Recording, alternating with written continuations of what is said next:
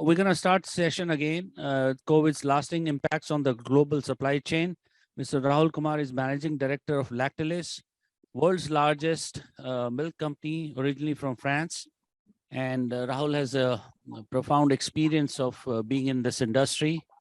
Go ahead, Rahul. Okay. So good morning to all, Chris, Hari, Ani, and everybody there. So I'll just go through, the little bit on the preamble on the COVID lockdown in India. After that, how this global as well as Indian economy, as well as supply chain was broken and how we are recovering. So I'll just, go through very quickly on that. So first, I would go to the first slide. If you can change the slide. Next slide, please. Yeah. So very quickly, that what has happened, in India, it's such a big country with the 1.3 billion people. It was really for all across the world, it was unprecedented event. But the lockdown was done in 4 hours time.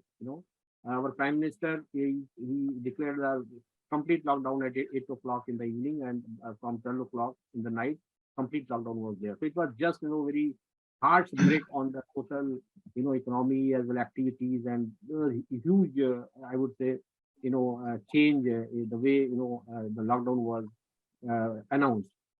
And this has a very severe shock waves in terms of economy, the job loss, and then buying power, lot of migrants in terms of from the factories to factories were closed, the services were closed, so a lot of migration was there.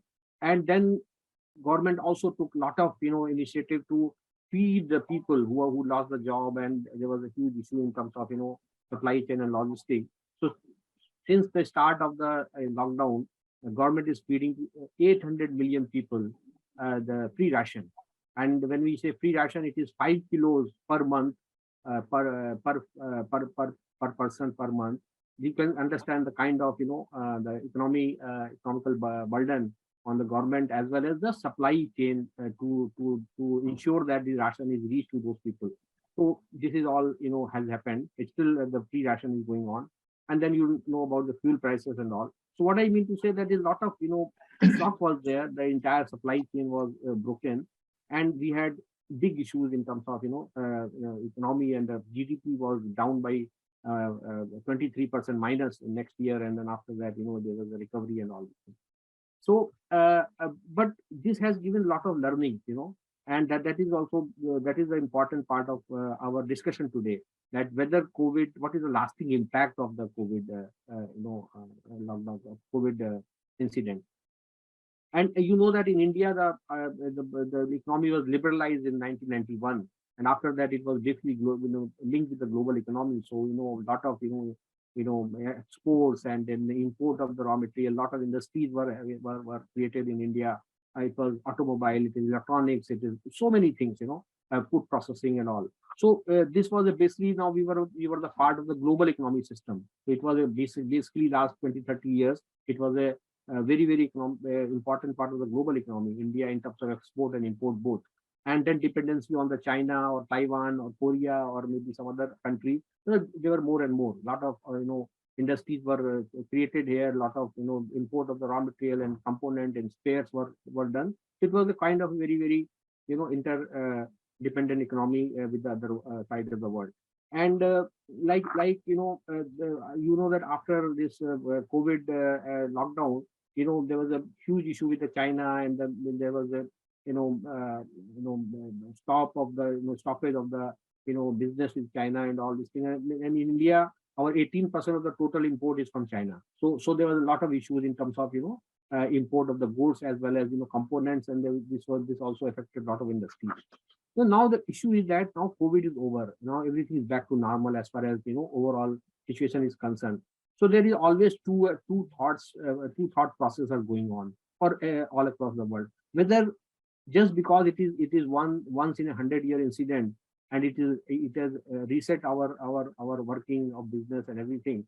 Whether we should create everything considering that this has happened once in 100 years, and now we are going to do everything totally different, or we look forward, and the way we were doing pre-COVID, it will go like that. So this is very important thing to understand, that what is our now, what is our approach, what is our strategy, because this is not every decade or every 20 years these things come. This kind of thing never happened in our lifetime, and now we don't know what this kind of thing, where every country, every component of the global economy was affected, and it was a once in a century incident. But I would still say that this has given a reset to the way we work, and that is what we are going to discuss, is what is the lasting impact of the COVID in supply chain.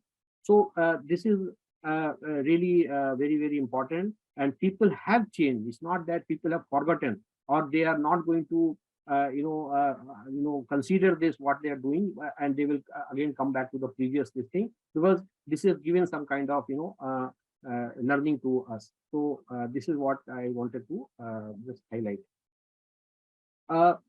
We had huge issues in terms of unemployment. After COVID lockdown, about 110 million people, they have lost their job. 110 million people, because of the factory closure, and services were down, and restaurants were closed, and transportation was down. So these people have lost the job. And then what has happened? This has led to huge migration, because those people were come from the villages or some other far away distances to the to metro cities. They've gone back to their home, and now they started to think that why to go back now, why don't do they something at the local level, at the native place. And this has created a lot of change in terms of the way. Still we have a labor shortage. People have not come back. They thought that let me do something at my home. When something has happened like this, I don't have this kind of inconvenience. So people have started, whether it's a local some factories they have attended, or they have gone into agriculture, or they started, they want to become more localized, other than going to some metro cities and all. This has changed a little bit on the mindset of the people. Can we go to the second next slide, please?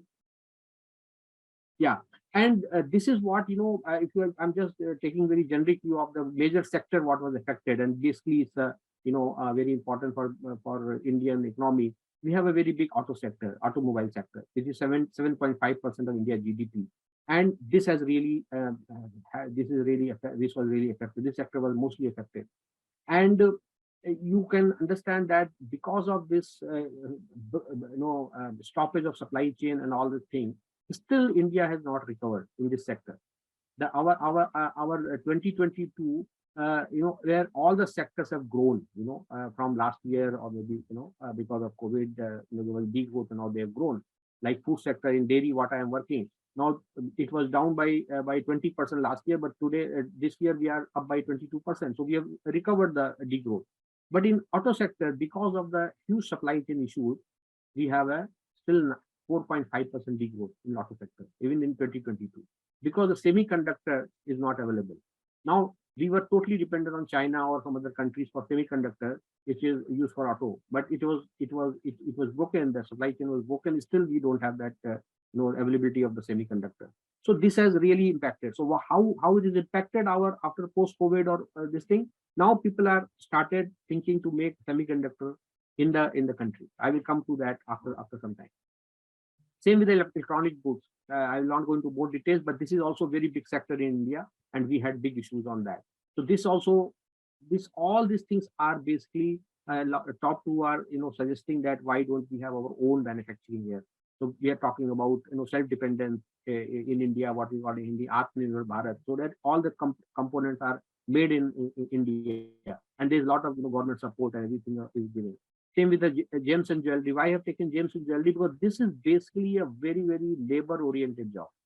We have India has a highest diamond cutting industry. We are the largest diamond cutting industry, just because of we have very skilled manpower, which is all manual, is done in India. Now this has, because of migration, a lot of people have gone back to their own states, and that this has really hit this industry also. Same with the IT. IT is now coming back, but it has a lot of other effect after COVID about the the way we work. The travel was restricted, so there was a lot of damage on this industry. Now it is coming up, and then the way we work, work from home has still, even today also, 50% or 60% of IT industry is still working from home. Now it's slowly is opening, but still this has impacted very big thing after lockdown. So these are the lasting impact of the COVID. Even the situation is becoming normal. The next slide, please.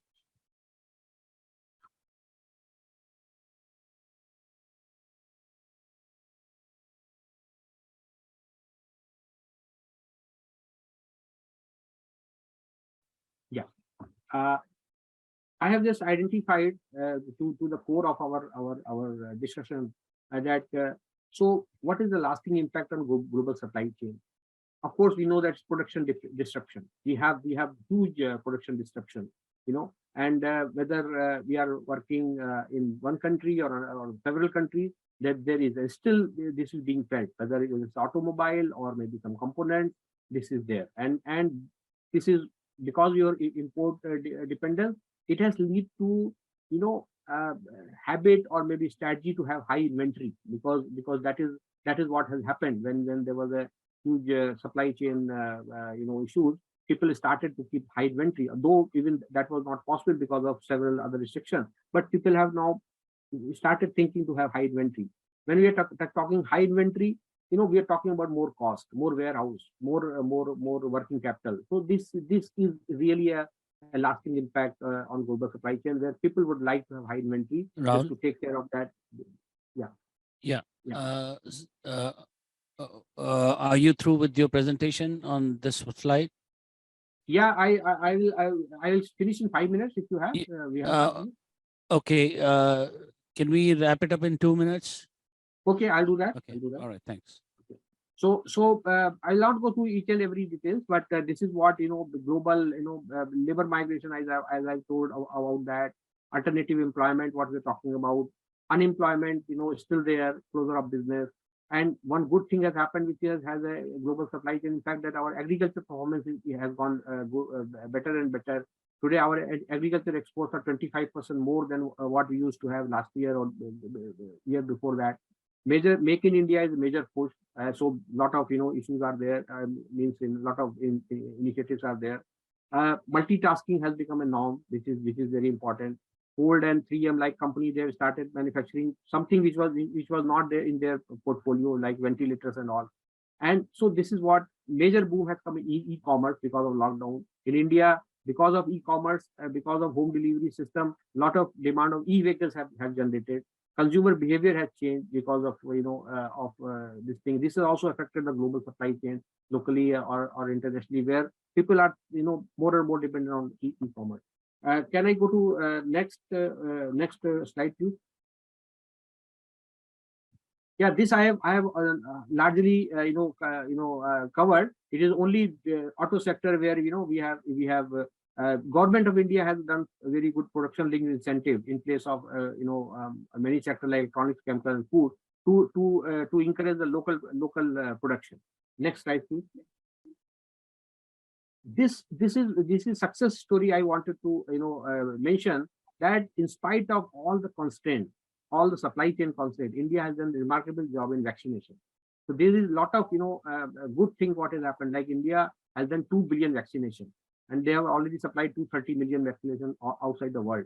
So that this is a very really good performance in spite of when talking about supply chain challenge. But this is a clear best example of how to overcome that India has done with 2 billion vaccination.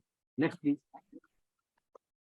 So just learning and way forward, and we saw that last presentation where we're talking about a unicorn, about the digital payment. So we have self-reliance, and this is also give us thought whether we are moving towards deglobalization. 30 years was our globalization. Now we are talking about deglobalization. We are want to do everything locally. Lot of efficient supply chain and demand planning models have come. So this is also a lasting impact on the supply chain. Technology transfers are happening more and more to decentralize the production center. This is all we have seen. New business process, a new way of working, cloud communication. This has become a kind of post-COVID or post-supply, all these things. omni-channel distribution model. This is also very, very important in India or all across, where not only one distribution model, omni-channel distribution. Automation and IT, in supply chain, I see a lot of automation and IT intervention to have a proper supply chain planning and logistics and all these things. And India, the biggest, is not just linked with the supply chain, but the biggest improvement is India digital payment. This is phenomenal, where, we have about 8 billion transaction and this thing, and lot of e-commerce, even a small street vendor is using now digital payment, what Mr. Vijay was mentioning. So this is what, I just wanted to highlight on that. Thank you very much. Rahul. Thanks a lot, Rahul. We will come back to your presentation. You covered a lot of points of high importance, and I will get back to you on some questions, and let me invite Chris for his presentation. Chris? Yeah, will you show it, or you want me to share my screen? Yeah, please share your screen. Can you see it? Please share your screen. Yeah, I do already. Okay. Can you see it? No. Okay. Logan, can you? Okay. I mean, otherwise, I actually sent the copy, right? So does Logan have it? Logan, you have? No, it should be there. Yeah, 1 second.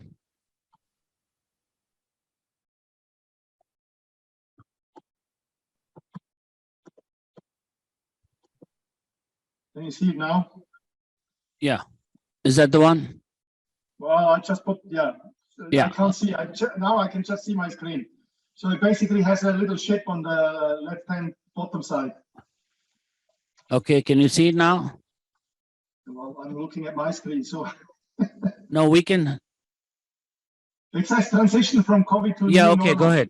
Go ahead. Yeah, okay. So good morning, everyone. It's a pleasure to be again part of the UIABS. And again about supply chain, talking about the lasting impact of COVID. So COVID definitely had impacted supply chain in almost an unprecedented way, an unprecedented force. More than 75–80% of the businesses globally were negatively impacted in doing business, and it became almost unpredictable at some stage to execute business. It was also clear that business wasn't really prepared because the supply chain structure didn't really allow for such interruptions of that size, of that magnitude, and also because the supply chain was really still geared to just-in-time delivery, focused on actually reducing the lead time and to provide it at the lowest possible cost, right? Many businesses had kind of single source dependency, which limited their ability to adapt to the new situation. Business was not prepared, and most enterprises had to learn hard and expensive lessons. So lasting in the impact that the supply chain definitely will not return, or is anticipated not to return to pre-COVID status. The transition, though, we would, or most people will see as gradual, not immediate. First of all, it's too early. Not everything is quite clear right now on how it will shape up. So if you look at China, China still have lockdowns here and there. Many of the businesses are still in crisis mode. So it wouldn't be really practical to go into a completely new operation mode.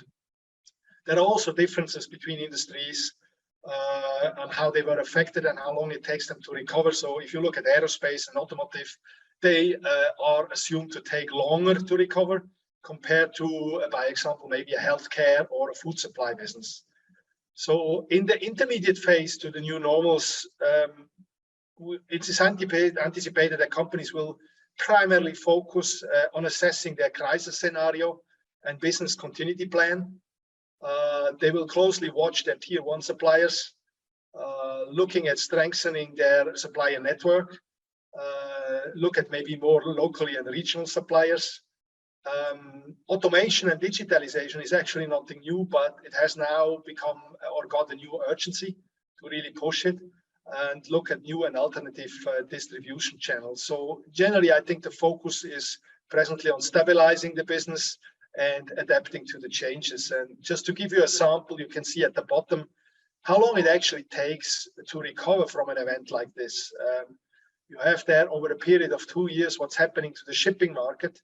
And the shipping market is actually not expected to fully recover until 2024. So that's still at least 1.5 years to go.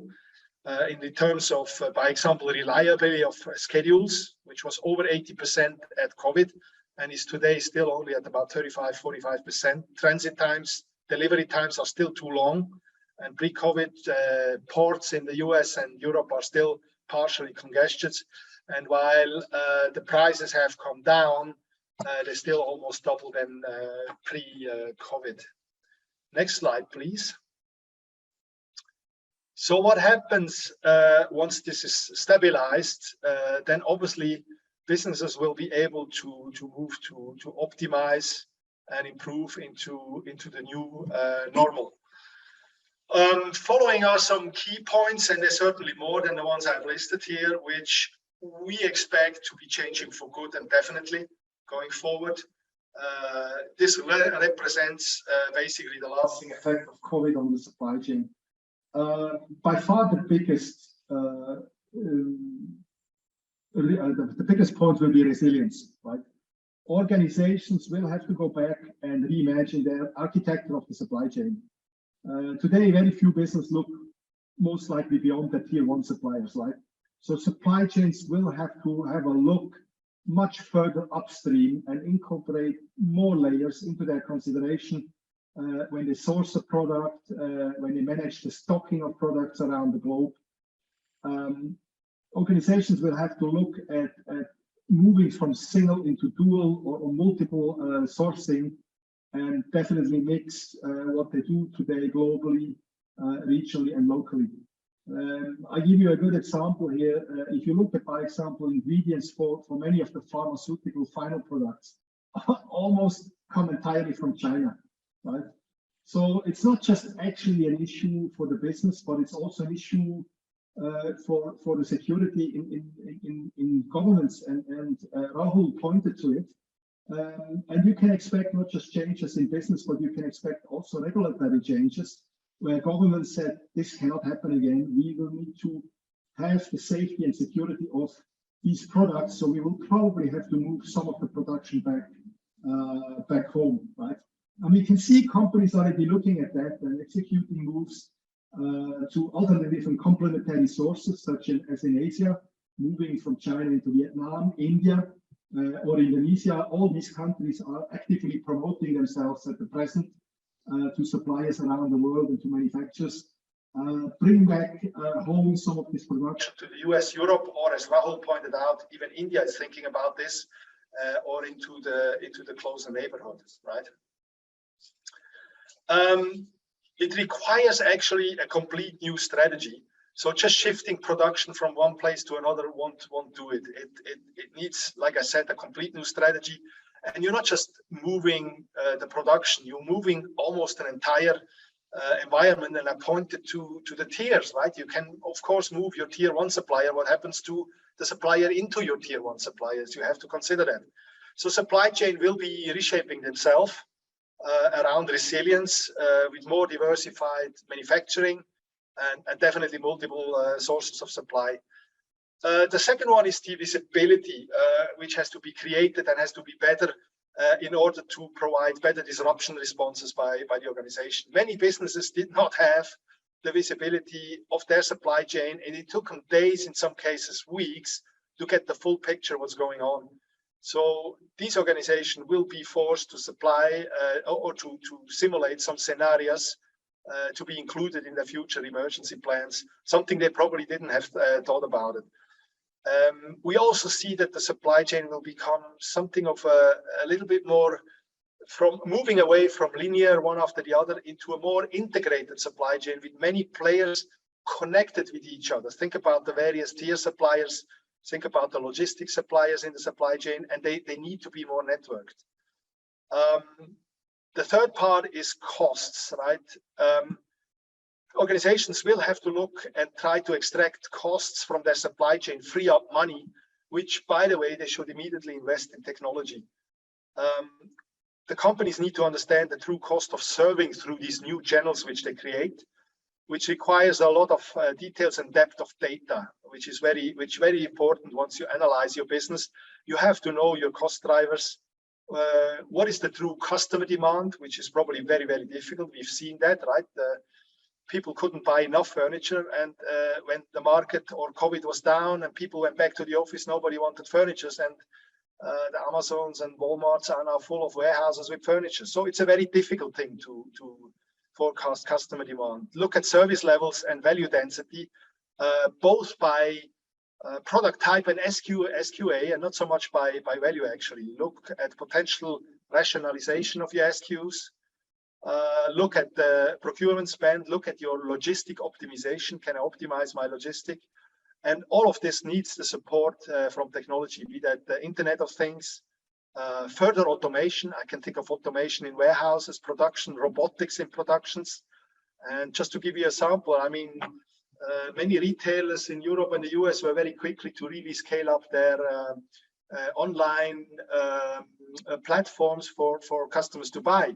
But hardly anybody thought about the additional costs, right? So a good example is Tesco in the US, in the UK, which was successful in delivering to home, but had a huge additional costs on their books for making those home deliveries, which they just didn't budgeted or consider. So this needs to be talked about.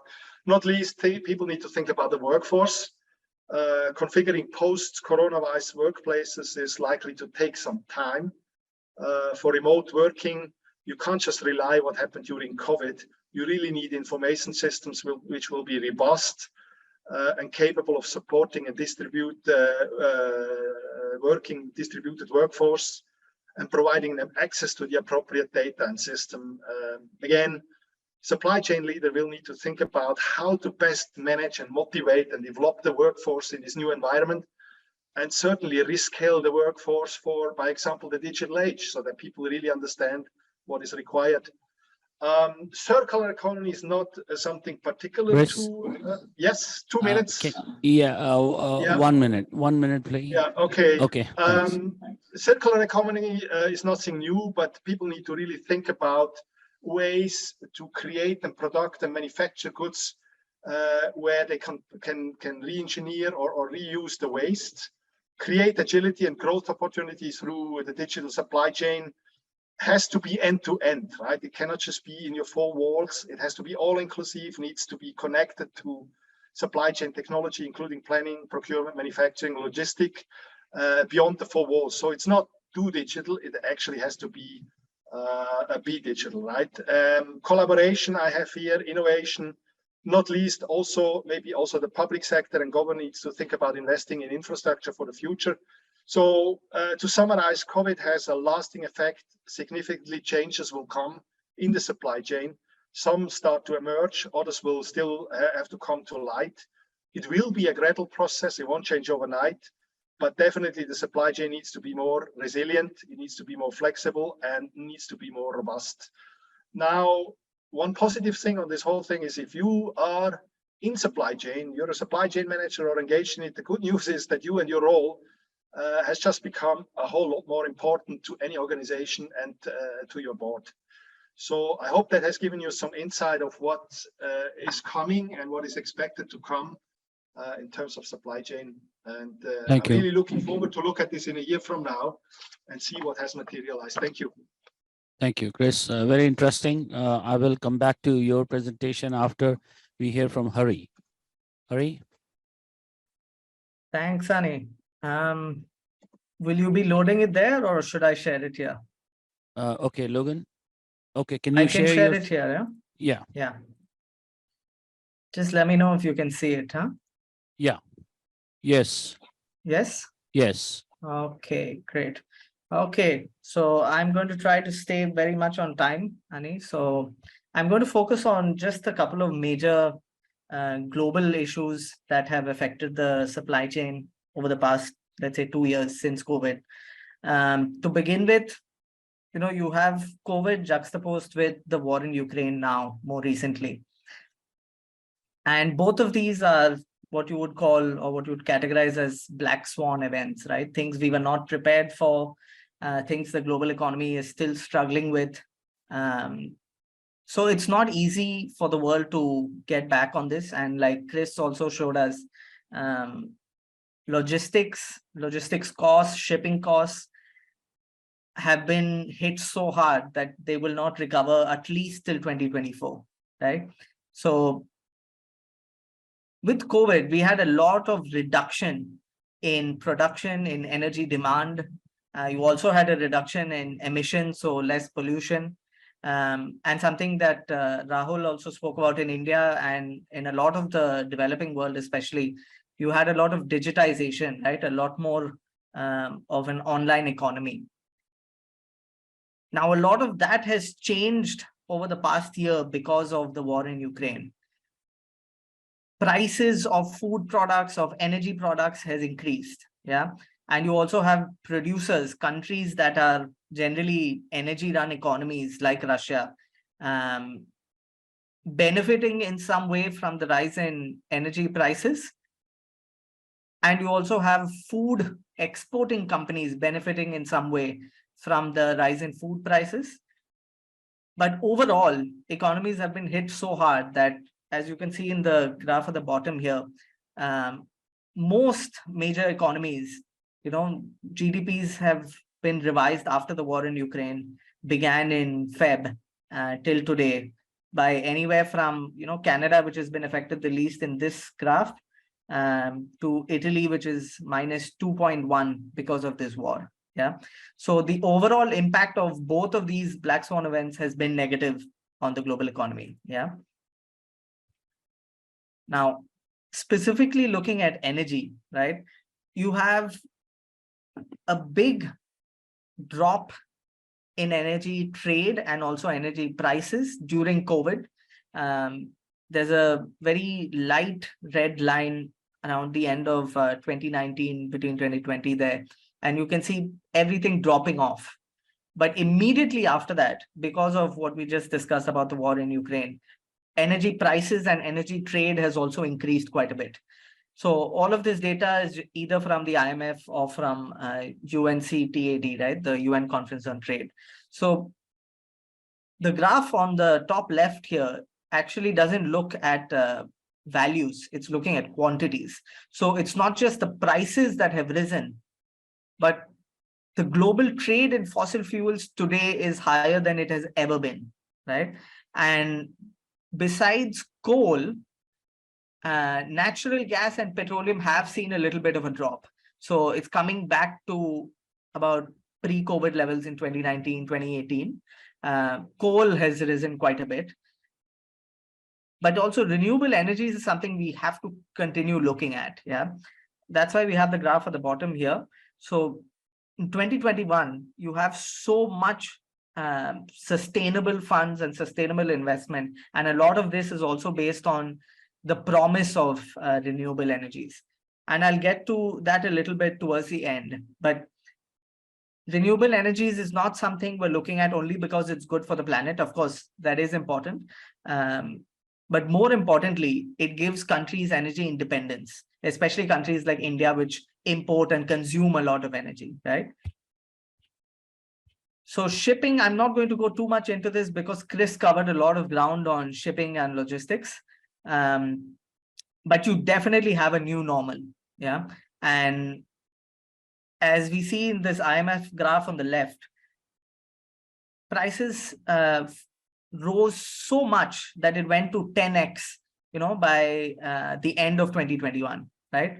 So that has come down quite a bit. So in 2022, if you can see the graph on the right, the price of shipping with this Clark-C index from a average of 100 that it began with, it has gone down, gone back up, and now in November, come back to 94. So just below what we began 2022 with, yeah, but that is still about, let's say, roughly 3 to 4 times shipping prices from pre-COVID, right? And one thing that does is it knocks off a huge amount of smaller and medium-sized companies which are no longer competitive, and they don't have any other choice but to reorder supply chains either within their countries or literally close down or look at cheaper options elsewhere, right? Now, this is the last graph that I have on FDI. So overall, I think globalization is still here to stay. I don't think we're going into a totally de-globalized world. And that's also because of the two things we've seen above on COVID and the war in Ukraine. Countries are no longer as independent as they once were.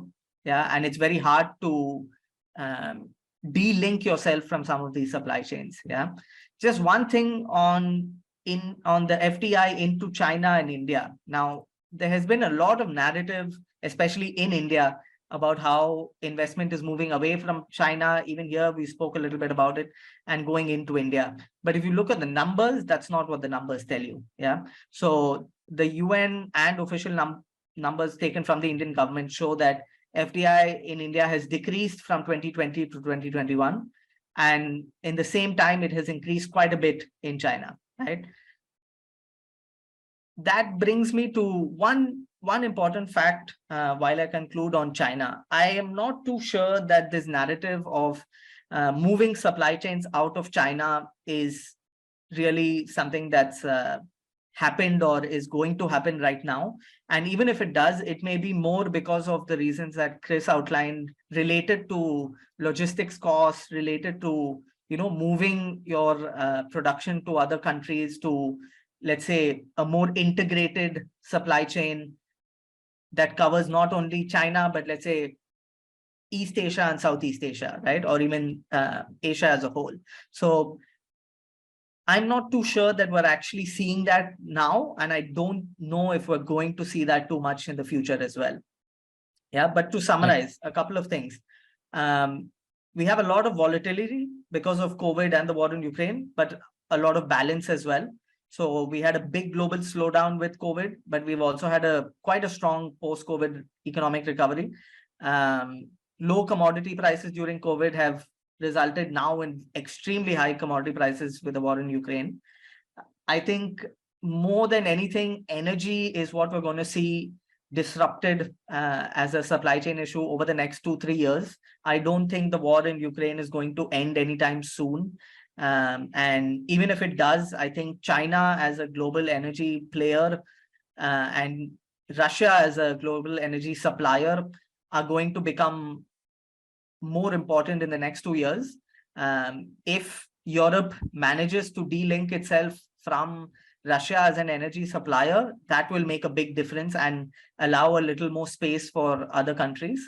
And overall, I think the biggest benefit here, because of all these supply chain disruptions, is services, is technology and data. Yeah, because a lot of merchandise trade and production is just no longer viable. And I think we're going to see a lot more services, and maybe countries like India can benefit from that in the future. Okay, that's my time, Ani. Thanks. Thank you. Very interesting. So, of course, this topic is of great importance today. And I'll start with Chris. Chris, you are managing a shipping company from Indonesia, which is of Chinese origin. Let's say we are sitting in 2023, a year from now. What would be your prediction in 2023 November about the global supply chain issues which you all have highlighted? Thanks, Ani. I probably would see it somewhere between the present intermediate stage and certain companies, certain industries having maybe moved faster than others because they have to, or it's just in their nature to move fast into a new supply chain, right? Partially diversifying their sourcing, right? Simply because they cannot afford or don't want to experience another COVID.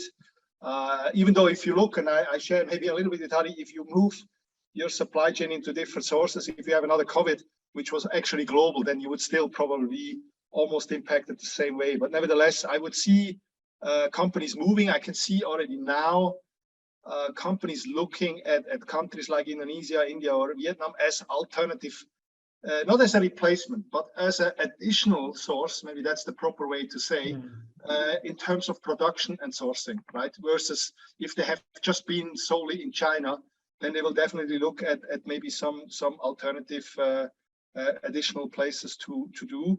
The other thing I see which will move probably faster is technology, right? Digitalization, by example, was something which was there before, has been driven probably at extremely high speed during COVID and will probably not stop.